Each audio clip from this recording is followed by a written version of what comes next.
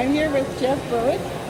My name is Flo May, and we're at an event called Anarcho. And could you tell us what's going on here? What's going on? Yeah, what's happening here? I don't know. It's craziness.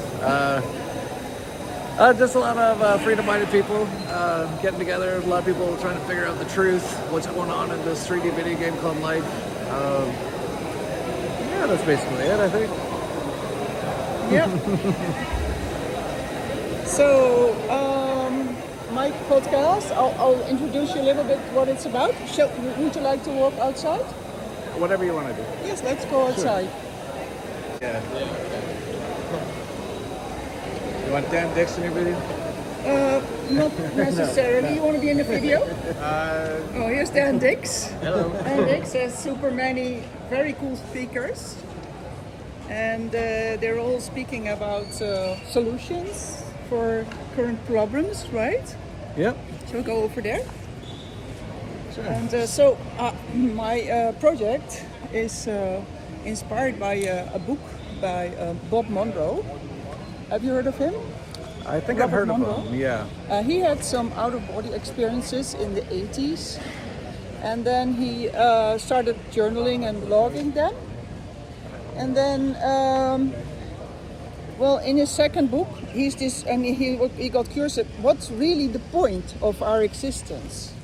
And he thought it was about learning and all of that. But then he got some guidance and some explanations. And then he was told that it was originally a luge form. Mm-hmm. And luge, I think luge is a type of bioluminescence by now. And that we were actually created for the purpose of creating luge. So we were developed as a species. It goes a little bit further than most people say. Mm-hmm. And frankly, I don't know if it's true. Yeah. Because, how can you know? No. But his whole story sounds like a pretty good story. So I'm just we work with the best information that you have, right? So, then many people now, they start talking about how the luge is being harvested, and you see how they're teasing people because it's apparently created when we have strong emotions. Mm-hmm. And I found that a few chapters ahead, chapter 15, he describes a possible outcome for our Earth or our realm, however you want to call it. And that's a pretty good outcome, and it's very simple, straightforward. And I thought, are we going to wait and see if that's going to happen? Or are we just putting the dot on the horizon and focusing on that outcome? Because my idea is that you have a problem, you can, illustrate it in 1,000 ways.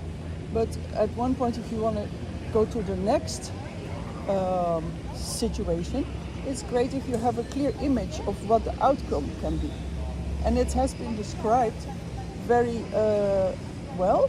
And also, I know that several beings have been working on it for several lifetimes.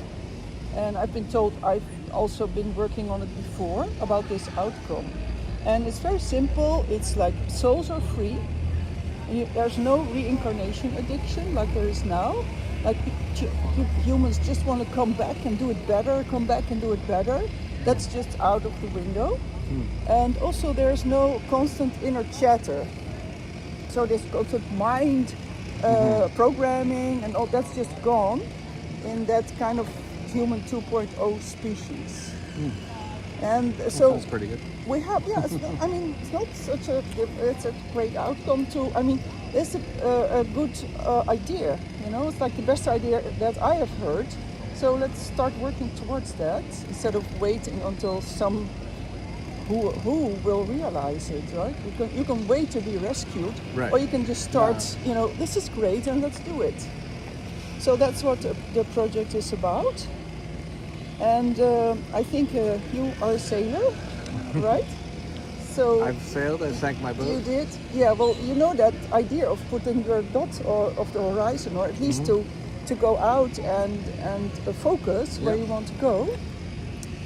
So Yeah, and one of the things, so it's really a shameless advertisement campaign for that chapter 15 of Robert Monroe's book Far Journeys that I'm trying to do. So I'm kind of talking with everybody who's a presenter and see like, oh, have you heard of this? And maybe you would also like to start looking into it, and maybe has some things that you would like to work towards in your own way. It's not like everybody has to realize everything, but we can all do our little part. So you are, a presenter, and you are creating a stage for presenters. So that's like an opportunity to get this idea into reality by starting to talk about it. So that's the project. You want to reflect on it, or what are your thoughts on that? Well, I haven't heard of the book or the concept, but a lot of that's generally what I believe as well. A lot of it, not all. I don't know exactly what's going on in this 3D video game, but definitely I'm on board with we have souls. We are playing these characters for whatever reason. We might be able to choose if we want to come back or not, or maybe we have to come back as part of the game. I don't know. And I also am really working a lot personally on a lot of personal work to get more connected to basically source. And actually removing a lot of the chatter from the mind, right? So I've been meditating for about almost 10 years now. So I'm doing a lot of the stuff that it sounds like you're talking about. Yeah. And I believe generally in a lot of the stuff that you're saying. It's interesting, I've never heard of them before. I always find that if it's meant for me to know about it, it will come to me. Yes. So you're the first person to tell me about it. So I might look into it at some point and see. Although, like, I'm pretty. There's so many different. David Icke's got his book as well about not going into the light after you die and stuff like that. I'm kind of like, I have a lot of faith and trust in my own ability to figure it out as it comes, sort of a thing. Yeah. And Yes. I think everyone's got their own views, and they're all very interesting. So yeah, that's basically my take on it.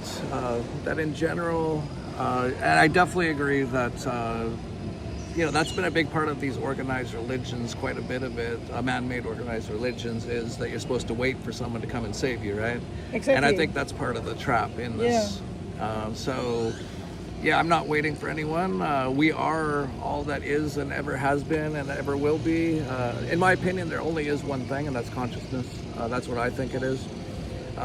Playing basically this 3D video game, which is so incredible. There's so many levels, so many dimensions, so many traps in the matrix here. You have to find your way through it all. You have to figure out what you think's happening, figure out how you're going to try to kind of survive it. Not even necessarily physically, but even on like a soul level, right? So yeah, it's very interesting. Yes. So you are in this realm of presenting and dealing with other presenters, and about this idea of cleaning up stuff. So I've been there's a lot of grooming of presenters going on, and then turning the code. If you know what I mean. In the 18th centuries, there was like they're working for the one side, and then they were working for the other side. Mm-hmm. So, and I was told that kind of like this was just explained to me, like you can have like do a lot of spiritual work, and your soul goes to higher levels, where the in-between life periods are more pleasant. I don't know if it's true, but this was somebody told it to me. And then you can kind of make a moral error, like you do something bad. And then the next level, next game or the next incarnation, you go one level down, mm-hmm. All right? So, and then maybe you still have a lot of charisma because you were like very spiritual, but you're kind of vulnerable because you went a little bit down. Mm-hmm. And I have a feeling that they are playing on those vulnerabilities of the presenters. So my idea is like, oh, that sounds really bad, but I also think like that sounds like a negative thing, but isn't it so that everybody can pivot always at every moment and then go up in the next game on a higher level again? Yeah, I think so. And how do you see that story when you see like, some presenters are, seem to be turning their coat. So how do you see that happening? Do you see any grooming going on, or Here how in do you see Acapulco? that? No, not in Acapulco. But no, I don't know where you see like Alex Jones. Yeah. And I'm wondering about There's a lot Mike of- Adams and people like that. And I've got doubts about him as well. Alex So- Jones for sure. Andrew Tate.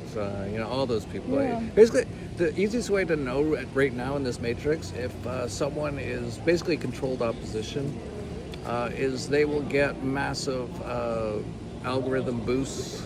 They'll get millions of views. Anyone who's saying anything even closer to the truth, because no one knows the full truth, obviously. No. We just get slammed like we're all on BitChute now. We're not even allowed on most of the platforms. So that's like for me an easier way to see who is and who isn't legitimate and on the right side of things, in my opinion, is if they're like really famous and getting boosted in the algorithms, getting millions of views, highly likely that they're in some way controlled. Yeah. So what I'm a little bit solution oriented. So I was thinking, what is there if we could open up the conversation? Like, have you been approached? You can pivot back and you can go up the next level, stuff like that. Because I hear people like, oh, he's now working for the other side, as if that's the end station. So I just want to say you can anybody can always pivot. I think we will see more people starting to Pivot back. Pivot, yes. Yeah. According to Christoph Melchizedek, more of the Christic flame plasma is coming back on Earth, and as that happens, I think you'll see some people actually realize they've been going completely down the wrong path and starting to change. And I've said this before, that we might see some fairly big name people starting to change, and us people who are kind of like on what we consider the right side, we shouldn't, just because someone like if we see someone with like a big following and they start to change, the initial instinct of many of us is to attack them and say, oh, they're trying to trick us and stuff like that. Leave open the possibility that they might be changing. It is possible. Yeah. So it's like everybody can. It's like a game of constant pivoting, almost. Like I have a bank account, which is actually working with the other side. So it's like now I'm one of the bad girls because I am participating in that. But it's like a slow process, and I see more of like a grayscale, where you can, at some point release your bank account if you're able to, and everybody's still just trying to pivot on every level that they are able to. So this is one conversation I would like to open. Like if you see that happening in the world of presenters, let's start having a talk about it or something. Yeah. Well, just an idea that because you're in the world of presenters. So, anything else that we can talk about? I would just say like everyone. You still have time? Yeah, not too much, but I would just say that everyone's going through evolution and to some extent, right? Yeah. And like I still wake up to things like every day almost that I'm like, oh, that was a trap. Even caffeine, right? So I still have some coffee and stuff, and I'm not saying it's super evil or anything, but one of the speakers here, Jason Christoph, has really done a lot of sort of like talking about it in a way that's how they actually keep a lot of people in like the materialistic matrix. So now that could be true or not, right? But what I'm saying is like even myself, I'm like constantly changing, and a lot of speakers are like, I've seen massive changes in a lot of the speakers over the years. What type of changes have you noticed? Well, like when Acapulco started 10 years ago, most of us were just drinking a lot and partying and all that kind of stuff. And most of us don't do that anymore. So like most people are actually doing the work. They're starting to realize, that was a big realization for me. I thought, growing up in the Matrix, you see all these ads and all the movies and you're supposed to like be out drinking and partying and like that's the good life and stuff like that, right? Yeah. And I didn't realize that. I got really trapped in it, but I eventually realized it a few years ago, and I just stopped completely. And a lot of people have done that, and there's so many other traps like that. Yes. And you know, we're all evolving, and you know that's why I don't beat up on people too much if they are like trapped in one or two things, because you know, like we all are to some extent. No one's perfect at this point. Yeah. It's no black and white. No black and white. No. Yeah, great. Now, it's only one thing, if you have a minute, like I'm just really curious, like as a presenter, how do you do your walks and talks? Because you know which video is coming, because you only have this teeny tiny thing.